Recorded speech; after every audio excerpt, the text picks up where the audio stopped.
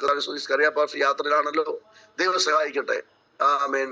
ഇന്ന് രാവിലെ നമുക്ക് ദൈവം നൽകുന്ന അനുഗ്രഹ കത്തുദാസൻ ഡിവൈൻ പെൻസിയുടെ ജോയിന്റ് ഡയറക്ടറാണ് KB രായൻ സാർ. ഈ മിനിസ്റ്ററുടെ ആരംഭ നാൾ മുതൽ എന്നോടൊപ്പം നിൽക്കുകയും പ്രാർത്ഥനയെ സഹകരിക്കുകയും ഉപദേശിക്കുകയും വളരെ ദീർഘവർഷമുള്ള ഒരു അനുഗ്രഹിക്കപ്പെട്ട അതേ ഒരു പാസ്റ്റർ അല്ലെങ്കിൽ പോലും ദൈവം വളരെ പരിജ്ഞാനത്തോടെ കൃപയോടുകൂടി നടത്തുന്ന ദൈവദാസനാണ്. ദീർഘവർഷം OM-ന്റെ ടീം പ്രവർത്തനങ്ങൾക്കൊക്കെ പല രാജ്യങ്ങളിൽ അത് സന്ദർശിച്ച ആളാണ്. വളരെ പരിജ്ഞാനത്തോടെ ഈ മിനിസ്ട്രിയുടെ അനേക പ്രതിസന്ധിയിലൊക്കെ വന്നപ്പോൾ ഒക്കെ മറ്റാരേക്കാളും കൂടെ നിന്ന് ചേർന്ന് നിന്ന് പ്രവർത്തിച്ച അനുഗ്രഹിക്കപ്പെട്ട കത്തുദാസനാണ് KB രായൻ സാർ. ഇത് രാവിലെ തുടർന്ന് ദൈവനെ സൂക്ഷിക്കാതെ സ്വാഗതം ചെയ്യുന്നു. മീറ്റിംഗിന് അവസാനം പാസ്റ്റർ ജെയിംസ് വർഗീസ് ലീഡ് അവസാനിപ്പിക്കും. കർത്താവിന്റെ അതിപരിശുദ്ധ നാമത്തിന് സ്തോത്രം ചെയ്യുന്നു. ഈ നല്ല പ്രഭാതത്തിൽ നമുക്ക് ഒരുമിച്ച് കർത്താവിനെ ആരാധിപ്പാൻ തക്കോണം, മഹത്വപ്പെടുത്താൻ തക്കോണം ഇങ്ങനെ ഒരു സാവകാശം കൂടെ കർത്താവ് തന്നല്ലോ. അതോർത്ത് സർവശക്തനായ ദൈവത്തെ മഹത്വപ്പെടുത്തുന്നു, സ്തോത്രം ചെയ്യുന്നു. ഈ മീറ്റിംഗ് ലീഡ് ചെയ്യുന്ന കർത്താവിന്റെ ദാസൻ പാസ്റ്റർ ബേബി, കുടുംബം, ജോയിന്റ് സെക്രട്ടറി ആയി പ്രവർത്തിക്കുന്ന കർത്താവിന്റെ ദാസൻ സ്കറിയ പാസ്റ്റർ, കടുക്കൂരിക്കൽ ജോയിച്ചായൻ, അതുപോലെ Manish pastor, Mathew Koshy pastor, pastor James Varghese, ഇന്ന് ഗാനങ്ങൾ ആരംഭിച്ച് ആരാധനയിൽ നമ്മെ നടത്തിയ ജസ്റ്റിൻ രാജ് പാസ്റ്റർ, അങ്ങനെ ഈ തുടർമാനമായി ഈ സൂമിലെ സംബന്ധിച്ചുകൊണ്ട് പ്രാർത്ഥിച്ചുകൊണ്ട് സഹകരിച്ചുകൊണ്ടിരിക്കുന്ന എല്ലാ ഭക്തരായ ദൈവമക്കളെയും കർത്താവിന്റെ ശ്രേഷ്ഠദാസന്മാരെയും വീണ്ടും വരുന്ന കർത്താവിന്റെ നാമത്തിൽ പ്രഭാത വന്ദനങ്ങൾ പറയുന്നു. നാളുകളായി നാം പ്രാർത്ഥിച്ചുകൊണ്ടിരിക്കുന്ന അനേക വിഷയങ്ങൾക്ക് മറുപടി ലഭിച്ചുകൊണ്ടിരിക്കുന്നു. തുടർന്നും കർത്താവ് നമ്മുടെ പ്രാർത്ഥന ശ്രദ്ധിച്ചുകൊണ്ടിരിക്കുന്നു. തക്ക സമയത്ത് മറുപടി തന്ന് സഹായിക്കുന്ന നമ്മുടെ പ്രാർത്ഥന കേൾക്കുന്ന സർവശക്തനായ ദൈവത്തിന് എല്ലാ മഹത്വവും അർപ്പിക്കുന്നു. ഈ പ്രഭാതത്തിൽ ഇങ്ങനെ ഒരുമിച്ച് നമുക്ക് ദൈവം തന്ന കൂട്ടായ്മയ്ക്കായി വീണ്ടും നന്ദിയോടെ സ്തോത്രം ചെയ്യുന്നു. വലിയ ദീർഘമായ ഒരു പ്രസംഗമല്ല ഞാൻ ഉദ്ദേശിക്കുന്ന, ഒരു ചെറിയ ചിന്ത കർത്താവിന്റെ ക്രൂശിനോട് ബന്ധപ്പെട്ട് അതുമായിട്ട് സഹകരിച്ച രണ്ട് പ്രിയപ്പെട്ടവരെ കുറിച്ചുള്ള ചെറിയ ചിന്തകൾ പറഞ്ഞുകൊണ്ട് ഈ പ്രഭാതത്തിൽ എൻ്റെ ഈ സംസാരം നിർത്തുവാനാണ് ഞാൻ ആഗ്രഹിക്കുന്നത്. നമ്മൾ നാളുകളായി പ്രാർത്ഥിച്ചുകൊണ്ടിരിക്കുന്നത് നമ്മുടെ ടീമിന്റെ പേര് തന്നെ, ടീമിനെ അറിയപ്പെടുന്നത് തന്നെ പ്രാർത്ഥന സംഗമം, പ്രാർത്ഥന ഗ്രൂപ്പ്, പ്രാർത്ഥന ടീം എന്നാണല്ലോ. തുടർമാനമായി ഇങ്ങനെ ഉണർന്ന് പ്രാർത്ഥിപ്പാൻ ദൈവം നമ്മെ സഹായിക്കുന്നതിനായി ദൈവത്തിന് നന്ദി പറയുന്നു. വിശേഷാൽ 24 മണിക്കൂറും ദൈവസന്നിധിയിൽ ജാഗരിക്കുന്ന വിഷയങ്ങൾ നോക്കി ജനത്തിന് വേണ്ടി ഇടപെടുക്കുന്ന എല്ലാ പ്രിയപ്പെട്ടവരെയും ഈ സമയത്ത് ഞങ്ങൾ ഒരുമിച്ച് ഓർത്ത് നന്ദി പറയുന്നു, സ്തോത്രം ചെയ്യുന്നു. ദൈവം വലിയ പ്രതിഫലം തരട്ടെ. അതെ, തീർച്ചയായും പ്രാർത്ഥിപ്പാൻ ദൈവം നമ്മോട് കൽപ്പിച്ചിരിക്കുന്നതാണ്. പ്രാർത്ഥനയ്ക്ക് മറുപടിയുണ്ട്. പ്രാർത്ഥന കേൾക്കുന്ന നമ്മുടെ ദൈവം ഇന്നും അത്ഭുതവാനാണ്. ഒരു വാക്യം ഇങ്ങനെ വായിക്കുന്നു, സ്വർഗത്തിലേക്കുള്ള ടെലിഫോൺ നമ്പർ. മുമ്പ് ഞാൻ ഒരിക്കൽ പറഞ്ഞിട്ടുണ്ട്, സ്വർഗത്തിലേക്കുള്ള ടെലിഫോൺ നമ്പർ. നമുക്കറിയാം, 100 കണക്കിന് കോളുകൾ ചെല്ലുന്ന വലിയ വലിയ ഓഫീസുകളിലാണെങ്കിൽ പല ടെലിഫോണുകളുണ്ട്, പല ഇടങ്ങളിൽ നിന്ന് കോൾ വരും. അപ്പോൾ തന്നെ അതിൽ സീക്രട്ടായി ഒഫീഷ്യലായി പ്രത്യേകമായി വിളിക്കേണ്ട നമ്പറുകളുണ്ട്. അത് വിളിച്ചാൽ ഡയറക്റ്റ് അതിന്റെ മെയിൻ ആളിനെ മാത്രമേ കിട്ടത്തുള്ളൂ. എന്ന് പറഞ്ഞ പോലെ നമ്മൾ കർത്താവിന്റെ നാമത്താൽ വിളിക്കപ്പെട്ട ദൈവജനം, ദൈവഭക്തന്മാർ, നമ്മൾ നിരന്തരം ദൈവത്തോട് അപേക്ഷിച്ചുകൊണ്ടിരിക്കുകയാണ്. നമ്മൾ ഭൂമിയുടെ ഏതറ്റത്ത് നിന്ന് നിലവിളിച്ചാലും ശ്രദ്ധ വെച്ച് കേൾക്കുന്ന ഒരു ദൈവം. അവിടത്തേക്കുള്ള ഒരു ഷോർട്ട് ടെലിഫോൺ നമ്പറാണ് ജെരമ്യ 33:3. സ്വർഗത്തിലേക്കുള്ള ടെലിഫോൺ നമ്പർ എല്ലാവർക്കും അറിയാവുന്ന നമ്പരാ. വീണ്ടും ഞാനൊന്ന് ഓർപ്പിച്ചു എന്ന് മാത്രമേ ഉള്ളൂ. അതിങ്ങനെ, എന്നെ വിളിച്ചപേക്ഷിക്കുക, ഞാൻ നിനക്ക് ഉത്തരമള്ളും, നീ അറിയാത്ത മഹത്തായും അഗോചരമായുള്ള കാര്യങ്ങളെ ഞാൻ നിന്നെ അറിയിക്കും. ഏത് സമയത്തും നമുക്ക് വിളിച്ചറിയിക്കാം, ഏത് സമയത്തും ആ നമ്പറിൽ വിളിക്കാം. അവിടെ കേൾക്കാനായിട്ട് അവിടെ കാതോർത്തിരിക്കുന്ന ഒരു കർത്താവുണ്ട്. ആരെങ്കിലും ഇത് വിട്ടുപോയെങ്കിലും ഓർക്കുക, ജെരമ്യ 33:3 സ്വർഗത്തിലേക്കുള്ള ടെലിഫോൺ നമ്പറാണ്. എന്നെ വിളിച്ചപേക്ഷിക്കുക, ഞാൻ നിനക്ക് ഉത്തരമല്ലും, നീ അറിയാത്തത് മഹത്വമായ അഗോചരമായ കാര്യങ്ങളെ അറിയിക്കും. അങ്ങനെ അറിയിക്കുന്ന ഈ നല്ല കർത്താവിന്റെ സന്നിധിയിൽ വളരെ ക്ഷമയോടെ, ദീർഘക്ഷമയോടെ നാളുകളായി വിഷയങ്ങൾക്ക് വേണ്ടി ജാഗരിക്കുന്ന എല്ലാ പ്രിയപ്പെട്ടവരെയും കർത്താവ് അനുഗ്രഹിക്കട്ടെ, മാനിക്കട്ടെ. ഒരിക്കൽ കൂടി വന്ദനം പറയുന്നു. എന്നെ ചിന്തിപ്പിച്ച ഒന്ന് രണ്ട് ചെറിയ കാര്യങ്ങൾ ഇതാണ്. കർത്താവിന്റെ ക്രൂശീകരണവുമായി ബന്ധപ്പെട്ട് അതിൽ സഹകരിച്ച അതുമായിട്ട് ബന്ധപ്പെട്ട രണ്ടുപേരുടെ കാര്യമാണ്. നമുക്ക് വളരെ പരിചയമുള്ള കാര്യമാണ്. വളരെ പെട്ടെന്ന് ഞാൻ ഈ കാര്യങ്ങൾ പറഞ്ഞ് അവസാനിപ്പിക്കാം. കർത്താവ് ക്രൂശ് മരണത്തിലേക്ക് പോകുമ്പോൾ തന്റെ പീഡാനുഭവ സമയങ്ങളിൽ തന്നെ അനുഗമിച്ചവരുണ്ട്, തന്റെ വേദനയിൽ പങ്കുചേർന്നവരുണ്ട്, ഇതോർത്ത് വിലപിച്ചവരുണ്ട്. എന്നാൽ വളരെ സജീവമായി രണ്ടുപേര് അവിടെ എടുത്തു പറയത്തക്കോണക്ക് രണ്ടുപേരുടെ കാര്യം ഞാൻ ഈ പകൽക്കാലം ഓർപ്പിക്കുന്നു. ലൂക്കോസിന്റെ സുവിശേഷം 23-ാം അധ്യായം 26 യേശു കർത്താവ് അവസാനമായി അവരുടെ വിസ്താരങ്ങൾ അഞ്ച് കോടതികളിലായി മാറി മാറി വിസ്തരിച്ചു. 6 ഇടങ്ങളിൽ അവനെ വിസ്തരിച്ചു. 5 കോടതികളിൽ.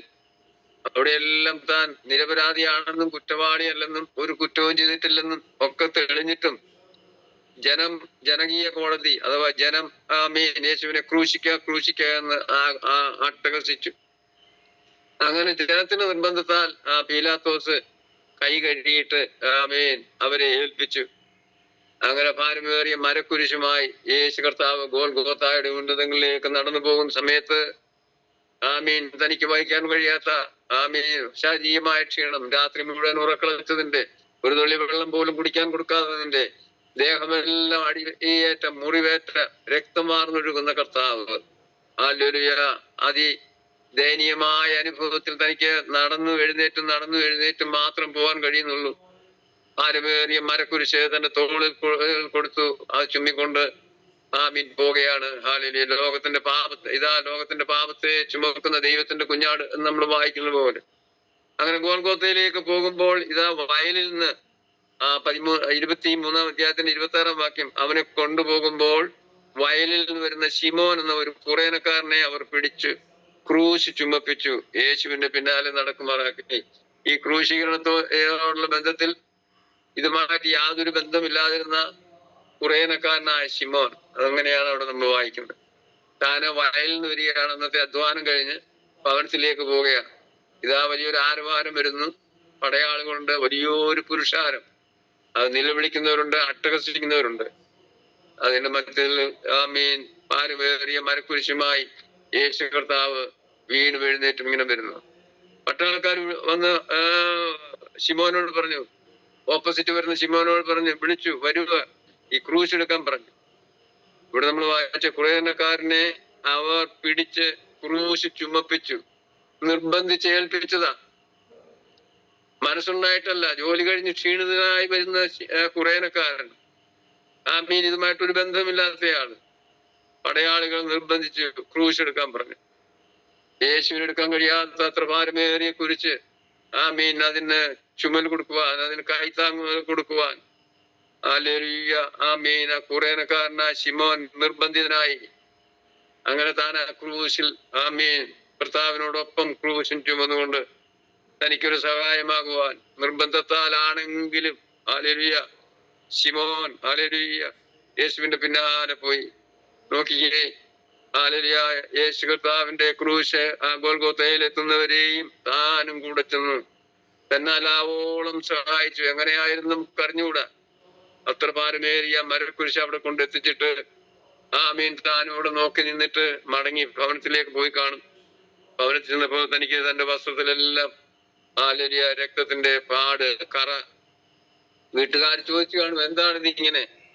അപ്പോൾ താൻ ആ സംഭവമൊക്കെ പറഞ്ഞു കാണും, ഞാനൊന്നും അറിഞ്ഞതല്ല, എന്നെ നിർബന്ധിച്ച് ഇവരിങ്ങനെ എന്നെ കൊണ്ട് എടുപ്പിച്ചതാ. ആ ക്രൂശിന്റെ പ്രത്യേകത എന്താ? തന്റെ കർത്താവിന്റെ ദേഹത്ത് നിന്ന് ധാരധാരയായി ഒഴുകുന്ന രക്തമെല്ലാം പുരണ്ടിട്ടുണ്ട്. ധാരാളമായി തന്റെ വസ്ത്രത്തിലെല്ലാം യേശു കർത്താവിന്റെ രക്തത്തിന്റെ പാടുകളുണ്ട്.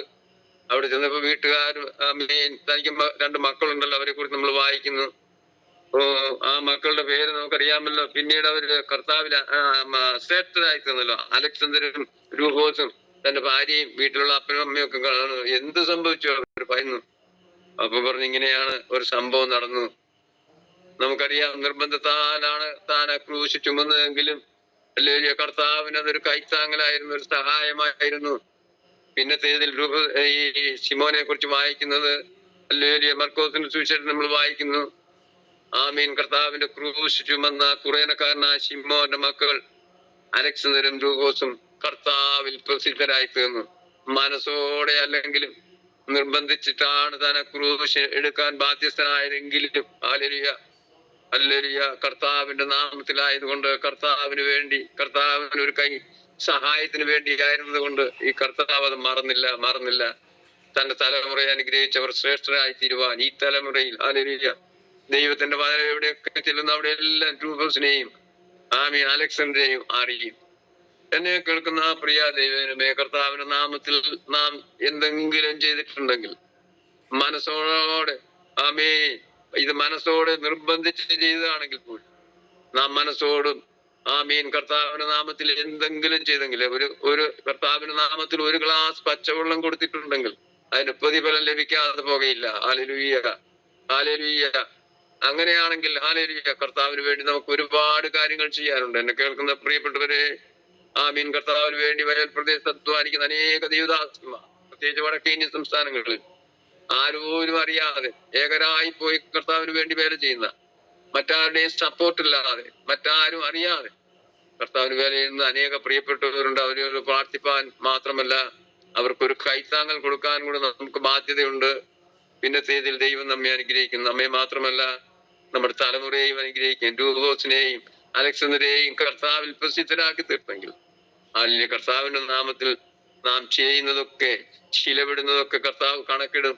കർത്താവ് ആരുടെയും കടക്കാരനല്ല, കർത്താവ് മാനിക്കുന്ന ദൈവമാണ്.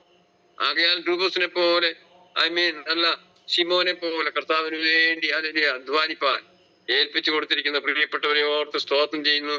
ഇനിയും അനേകരെ കർത്താവിന്റെ ഈ വയൽ പ്രദേശത്തിൽ ചുമല് കൊടുക്കുക ആവശ്യമുണ്ട്. ഹല്ലേലൂയ. വയലുകളൊക്കെ വിളഞ്ഞു കിടക്കുന്നു. കർത്താവിന്റെ വേലയ്ക്കായി പോകുന്നവർ, കർത്താവിന്റെ വേല ചെയ്യുന്നവർ ഈ നാളുകളിൽ വളരെ ചുരുക്കമാണ്. കാരണം പ്രതികൂലങ്ങൾ കഠിനമായത് കൊണ്ട് ആളുകൾ ഭയന്ന് മാറിയിരിക്കുന്നു. ബൈബിൾ കോളേജുകളൊക്കെ ഇപ്പോൾ വിദ്യാർത്ഥികളില്ലാതെ ഇങ്ങനെ കിടക്കുന്നല്ലോ. ആമീൻ. എന്നാൽ ഈ നാളുകളിൽ ദൈവത്തിന്റെ പരിശുദ്ധാത്മാ പിന്നെയും സഹായിക്കട്ടെ. ആമീൻ. ശിമോനെ പോലെ കർത്താവിന് വേണ്ടി നമുക്ക് അധ്വാനിപ്പാൻ തുനിയാം. രണ്ടാമത്തെ വ്യക്തിയെ കുറിച്ച് ഓർപ്പിക്കാനുള്ളത് ആമീൻ അതേ അധ്യായത്തിൽ തന്നെ 23-ാം അധ്യായം ലൂക്കോസ് 23-39 മുതൽ 43 വരെയുള്ള വാക്യങ്ങളാണ്. നമുക്ക് സുപരിചിതമായ വാക്യങ്ങളാണ്. പെട്ടെന്ന് വായിച്ചു നമുക്ക് നിർത്താം. തൂക്കിയ ദുഷ്പ്രവർത്തിക്കാരിൽ ഒരുത്തൻ, നീ ക്രിസ്തു അല്ലയോ, നിന്നെ തന്നെയും ഞങ്ങളെയും രക്ഷിക്കുക എന്ന് പറഞ്ഞ് അവനെ ദുഷിച്ചു. മറ്റവനോ അവനെ ശാസിച്ചു, സമശിക്ഷാവിധിയിൽ തന്നെ ആയിട്ടും നീ ദൈവത്തെ ഭയപ്പെടുന്നില്ലയോ? നാമോ ന്യായമായി ശിക്ഷ അനുഭവിക്കുന്നു, നാം പ്രവർത്തിച്ചതിന് യോഗ്യമായതല്ലോ കിട്ടുന്നത്. ഇവനോ അരുതാത്ത ഒന്നും ചെയ്തിട്ടില്ല എന്ന് പറഞ്ഞു. പിന്നെ അവൻ, യേശുവേ, നീ രാജ്യത്വം പ്രാപിച്ചു വരുമ്പോൾ എന്നെ ഓർത്തുകൊള്ളണമേ എന്ന് പറഞ്ഞു. യേശു അവനോട്, ഇന്ന് നീ എന്നോട് കൂടെ പറുദീസയിലിരിക്കും എന്ന് ഞാൻ സത്യമായി നിന്നോട് പറയുന്നു എന്ന് പറഞ്ഞു. നമുക്ക് വളരെ പരിചിതമുള്ള സുപരിചിതമായ കാര്യമാണ്. ആചരണയാണ് കർത്താവിനോട് കൂടെ ക്രൂശിക്കപ്പെട്ട രണ്ട് ദുഷ്പ്രവർത്തിക്കാർ. ഹല്ലേലൂയ ആമേൻ. ഇവിടെ ഈ അധ്യായത്തില് ലൂക്കോസ് അവരെ കുറിച്ച് പറയുന്നത് ദുഷ്പ്രവർത്തിക്കാരെന്നാണ്. എന്നാൽ യോഹന്നാൻ പറയുന്നതാണ് രണ്ടാളുകളെ യേശുവിന്റെ ഇടത്തും വലത്തുമായി ക്രൂശിച്ചു എന്നാണ്. മർക്കോസിലും മത്തായിലും അവര് എഴുതുന്നത് രണ്ട് കള്ളന്മാരെന്നാണ്. ഇനി ഇത് എന്തായിരുന്നാലും ശരി, ദുഷ്പ്രവർത്തിക്കാർ, ലൂക്കോസ് വളരെ വിശദമായിട്ട് അക്കാര്യം പറഞ്ഞു. ഈ ദുഷ്പ്രവർത്തിക്കാർ കള്ളന്മാരാണെങ്കിൽ മോഷണം എന്ന കുറ്റം മാത്രമേ ഉള്ളൂ. മറ്റേ യോഹന്നാനാണെങ്കിൽ രണ്ടാളുകളെ ക്രൂശിച്ചു എന്നാ. വെറുതെ രണ്ടാളുകളെ ക്രൂശിക്കത്തില്ലല്ലോ. അപ്പൊ തീർച്ചയായിട്ടും ഒരു കുറ്റവാളികളെ അല്ലെങ്കിൽ സമൂഹത്തിൽ ദോഷം ചെയ്യുന്നവരാണ്. ഇവിടെ ലൂക്കോസ് എഴുതിയിരിക്കുന്നത് ദുഷ്പ്രവർത്തിക്കാരായ രണ്ടുപേർ, അത് യേശുവിനോട് കൂടെ അവർ ക്രൂശിച്ചു. അപ്പൊ ആ ക്രൂശിൽ കിടന്ന കള്ളൻ അല്ലെങ്കിൽ ദുഷ്പ്രവർത്തിക്കാരൻ അടുത്ത ആളിനോട് പറയുക, യേശുവിനെ ദുഷിച്ചിട്ട് അവരോട് പറയുക, കണ്ടോ യേശുവെ, നീ വലിയ പ്രവൃത്തിയൊക്കെ ചെയ്യുന്ന ആളാണല്ലോ, നിന്നെയും ഞങ്ങളെയും രക്ഷിക്കുക എന്ന് പറഞ്ഞ് പരിഹസിച്ച് പറഞ്ഞു. ഇവിടെ രണ്ടാമത്തെ ആ ദുഷ്പ്രവർത്തിക്കാരനെ കുറിച്ചാണ് എനിക്ക് ഓർപ്പിക്കാനുള്ളത്. ആ ആളുടെ പ്രത്യേകത അനുതപിച്ച ദുഷ്പ്രവർത്തിക്കാരൻ. ആളുടെ പേര് അനുതപിച്ച ദുഷ്പ്രവർത്തിക്കാരൻ. ക്രൂശിൽ കിടന്നുകൊണ്ട് തന്റെ ലാസ്റ്റ് നിമിഷത്തിൽ, അവസാന നിമിഷത്തിൽ തന്റെ ഹൃദയം യേശുവിനോട് പകരുന്ന അനുതപിച്ച ദുഷ്പ്രവർത്തിക്കാരൻ. അങ്ങനെയാണെങ്കിൽ അനുതപിക്കുന്നവന്റെ മാതൃക എന്തായിരിക്കണം? അതാണ് നമ്മളിപ്പോൾ ചിന്തിക്കുന്ന കാര്യങ്ങൾ.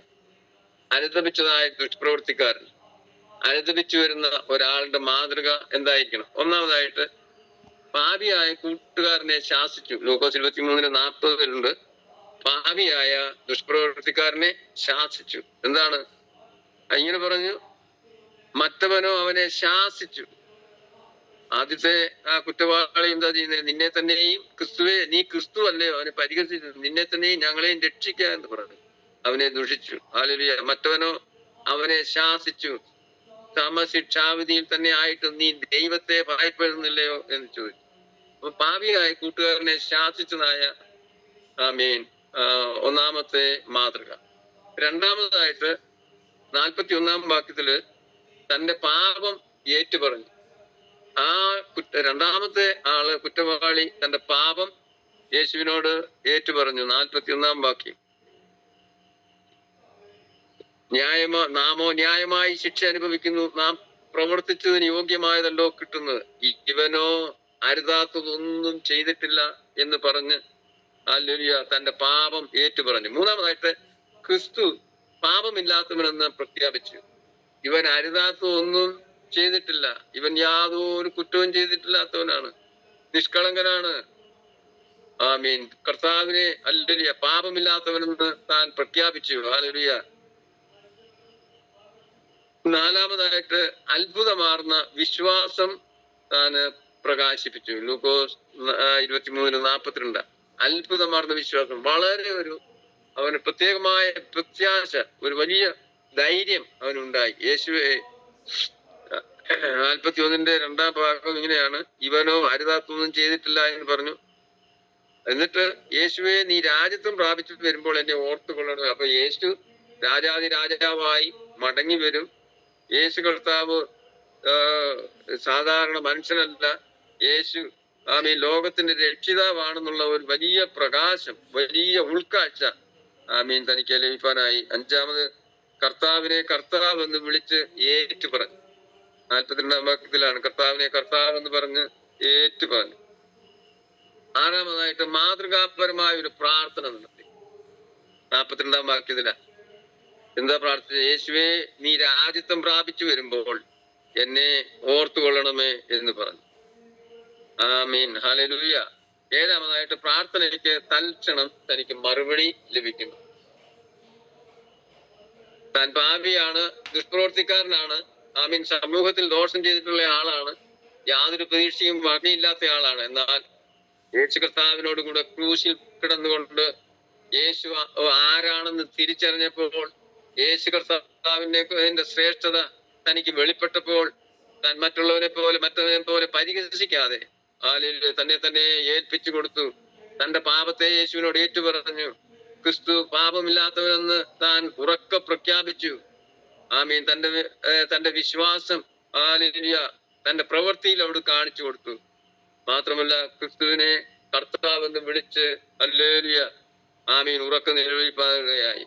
മാതൃകാപരമായി ഹല്ലേലൂയ ആരെയും കുറ്റം പറയാതെ തന്നെ ദൈവത്തിനെ സമർപ്പിച്ചിട്ട് വിടുവിപ്പാൻ കഴിവുള്ള കർത്താവിനോട് പറഞ്ഞ, കർത്താവേ എന്നെ രക്ഷിക്കണമേ.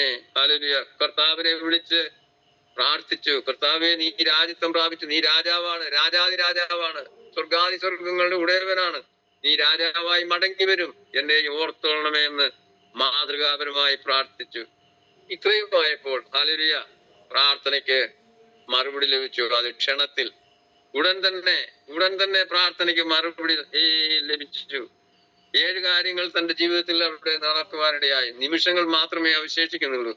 ക്രൂശിൽ കിടന്ന് ഹല്ലേലൂയ വേദന കൊണ്ട് പുളയുമ്പോഴും ഹല്ലേലൂയ തന്റെ അവസാന നിമിഷത്തിൽ ആ മനുഷ്യന് കർത്താവിന്റെ മുഖത്തേക്ക് നോക്കി കർത്താവെന്ന് തിരിച്ചറിഞ്ഞ് കർത്താവിനുള്ള വിശ്വാസത്തോടെ പ്രാർത്ഥിച്ചത് കൊണ്ട് ഹല്ലേലൂയ കർത്താവ് പറഞ്ഞു, നീ എന്നോടുകൂടെ ഇന്ന് പർദീസയിലിരിക്കും. ഹല്ലേലൂയ. ഈ ശ്രേഷ്ഠകരമായ അനുഭവം പ്രാപിപ്പാൻ ഏതാനും നിമിഷം മാത്രമേ അല്ലെങ്കിൽ മണിക്കൂറുകൾ മാത്രമേ ലഭിച്ചുള്ളൂ. യേശു അവനോട് പറഞ്ഞ എന്താ? ഇന്ന് നീ എന്നോടുകൂടെ പർദീസയിലിരിക്കും എന്ന് ഞാൻ സത്യമായി നിന്നോട് പറയും.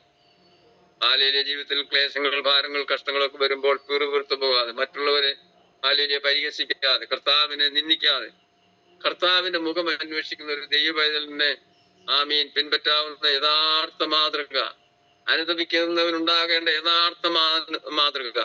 പാപിയായ കൂട്ടുകാരനെ താൻ ശാസിച്ചു, തന്റെ പാപത്തെ യേശുവിനോട് ഏറ്റുപറഞ്ഞു.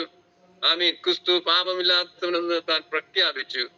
അത്ഭുതമാർന്ന വിശ്വാസം തന്റെ മുഖത്ത് പ്രകാശിപ്പിച്ചു. ക്രിസ്തുവിനെ കർത്താവെന്ന് ആമീൻ വിളിച്ച് ഏറ്റുപറഞ്ഞു. മാതൃകാപരമായി ദൈവത്തോട് കർത്താവിനോട് പ്രാർത്ഥന നടത്തി. തൽഫലമായി തനിക്ക് കർത്താവിനോടൊപ്പം വാഴുവാൻ അപ്പോൾ തന്നെ, അന്ന് തന്നെ കർത്താവ് പറഞ്ഞത്, ഇന്ന് നീ എന്നോടുകൂടെ പറുദീസയിലിരിക്കും.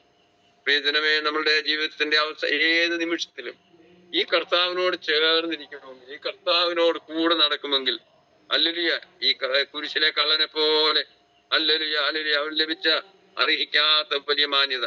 കുരിശിലെ കള്ളൻ ലഭിച്ചത് എന്താ? അല്പസമയത്തിനകം ആമീൻ താൻ തന്റെ ജീവിതത്തെ ആമീൻ മാറ്റിമറിക്കുവാൻ ദൈവസേനയിൽ സമർപ്പിച്ചപ്പോൾ നാശപുരിയിലേക്ക് പോകേണ്ടിയിരുന്ന ആമീൻ ആ ദുഷ്പ്രവർത്തിക്കാരൻ, അവന്റെ പ്രവൃത്തി എന്താ? ദുഷ്ടത.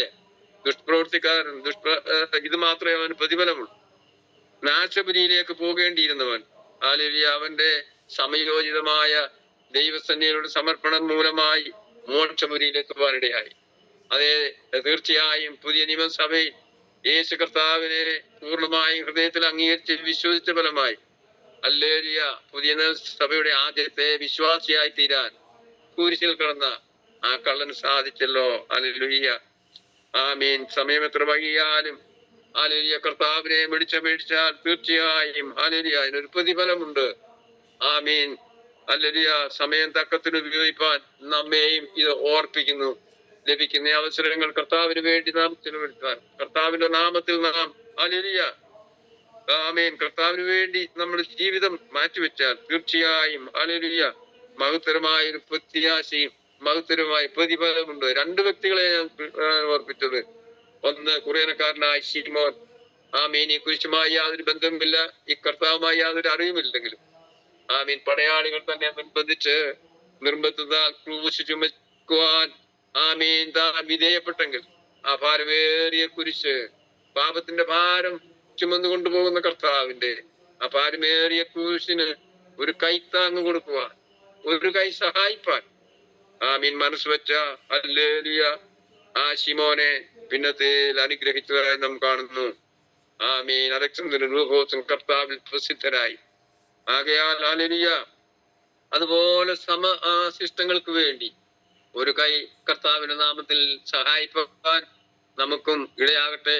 നമുക്കറിയാം, ധാരാളം ആവശ്യക്കാർ, കർത്താവിന്റെ വേലക്കാർ കർത്താവിന് വേണ്ടി അധ്വാനിച്ച് വളരെ പ്രായാധിക്യത്തിലും ക്ഷീണത്തിലുമായിരിക്കുന്നു. അവർക്ക് പ്രോടം ഫണ്ടില്ല, ഗ്രാറ്റുവിറ്റി ഇല്ല, പെൻഷൻ ഇല്ല. ആരാലും സഹായമില്ലാതെ വളരെ ക്ലേശം അനുഭവിക്കുന്ന, കഷ്ടമനുഭവിക്കുന്ന കർത്താവിന്റെ നാമനിമിത്തം ആമീൻ വേലയിലായിരുന്നവർ, ഒരു പ്രതീക്ഷയ്ക്കും വഴക്കയില്ലാതെ ഭാരപ്പെടുന്ന അനേകർ നമ്മുടെ ചുറ്റുപാടുണ്ട്. അവരെ ആരെയും നാം കണ്ടില്ല എന്ന് വിചാരിച്ച് കണ്ണടച്ചു പോകല്ലേ. റൂഫോസിനെ പോലെ, അലക്സാണ്ടറെ പോലെ അനുഗ്രഹം പ്രാപിച്ചവർ അനേകർ നമ്മുടെ നാട്ടിലുണ്ട്. കർത്താവിന്റെ നാമത്തിൽ ആമീൻ വിശ്വാസത്തിലേക്ക് ഇറങ്ങി അനേകർ ആദ്യകാലങ്ങൾ ആമീൻ ഉടുതുണിക്ക് മറുതുണി ഇല്ലാതെ, പാർക്കുവാൻ നല്ല ഭവനമില്ലാതെ, ഭക്ഷിപ്പാൻ ആഹാരമില്ലാതെ ഭാരപ്പെട്ട അനേക ജീവിതങ്ങൾ കർത്താവിന്റെ മുഖത്തേക്ക് നോക്കി ഇറങ്ങിയത് കൊണ്ട് സമൃദ്ധിയായി അനുഗ്രഹിച്ചു. തലമുറകൾ വന്നപ്പോൾ അതെല്ലാം മറന്നുപോയി. നാട്ടിൽ തന്നെ ധാരാളം സമ്പന്നരായിട്ടുള്ള ആളുകൾ ദൈവം അവർക്ക് വിദേശങ്ങളിലേക്ക് അവരെ അയച്ച് സമൃദ്ധിയിലേക്ക് നടത്തി. എന്നാൽ ആ സമൃദ്ധിയൊക്കെ ഇവിടെ കയറുന്ന് അവർക്ക് അവരുടെ മക്കൾക്കുമായി ചലതിച്ചു വെക്കുന്ന അനുഭവമുണ്ട്. ആമീൻ. നമ്മൾ നോക്കുമ്പോൾ ചുറ്റുപാടിൽ അനേക ഭാഗങ്ങൾ തന്നെ ഉടമസ്ഥയില്ല കിടക്കുക, കിട്ടുന്നതിന് വിറ്റിട്ട് പോകുന്നത്. ആ ലഭിക്കുന്ന ആ നന്മ കർത്താവിന്റെ വയൽ പ്രദേശത്ത് അധ്വാനിക്കുന്ന, ഭാരപ്പെടുന്ന, ജീവിതത്തിൽ ഹല്ലേലൂയ അടുത്ത സ്റ്റെപ്പ് എന്തെന്നറിയാതെ വിഷമിക്കുന്ന അനേകരും നമ്മുടെ ചുറ്റുപാടുണ്ട്. അവരെ കാണാതെ പോകല്ലേ, ദൈവം മറുപടി നൽകും. അങ്ങനെയുള്ളവരെ സഹായിക്കാം. നമ്മളുടെ ജീവിതത്തിൽ നമുക്കറിയാം, ആമീൻ ദുഷ്പ്രവർത്തിക്കാരിൽ ഒരുത്തൻ കർത്താവിനെ നിന്ദിക്കുകയും പരിഹസിക്കുകയും ചെയ്തപ്പോൾ ആമീൻ തനിക്ക് ലഭിച്ച അവസാന നിമിഷം ഹല്ലേലൂയ ഹല്ലേലൂയ കർത്താവിന്റെ സന്നിധിയിൽ തന്നെ സമർപ്പിച്ചപ്പോൾ കർത്താവിനോടൊപ്പം മണവാട്ടി സഭയുടെ അംഗമാകാൻ ഞാൻ വിശ്വസിക്കുന്നു. പുതിയ നിയമ സഭയിൽ മണവാട്ടി സഭയുടെ ആദ്യത്തെ അംഗമായിരിക്കാം ഈ കർത്താവിനോട് കൂടെ പരദീസായിരുന്ന ആ ദുഷ്പ്രവർത്തിക്കാർ. പ്രിയജനമേ, സമയം വൈകിപ്പോയിട്ടില്ല. അതേ സമയം നമ്മുടെ മുമ്പിൽ ഇനി അവശേഷിക്കുന്നില്ല. സമയം തീർന്നുകൊണ്ടിരിക്കുന്നു. നമ്മള് 11:50 നീങ്ങിക്കൊണ്ടിരിക്കുന്നു. ഹല്ലേലൂയ. കാലം അതിന്റെ അന്ത്യത്തിലേക്ക് നീങ്ങിക്കൊണ്ടിരിക്കുന്നു. ആകയാൽ കർത്താവിന് വേണ്ടി എന്തെങ്കിലും ചെയ്യുവാൻ നമ്മെ സമർപ്പിക്കാം. ദൈവമായ കർത്താവ് നമ്മെ സഹായിക്കട്ടെ. ഈ വചനങ്ങളാൽ ദൈവമായ കർത്താവ് നമ്മെ അനുഗ്രഹിക്കട്ടെ, സഹായിക്കട്ടെ എന്ന് പറഞ്ഞു.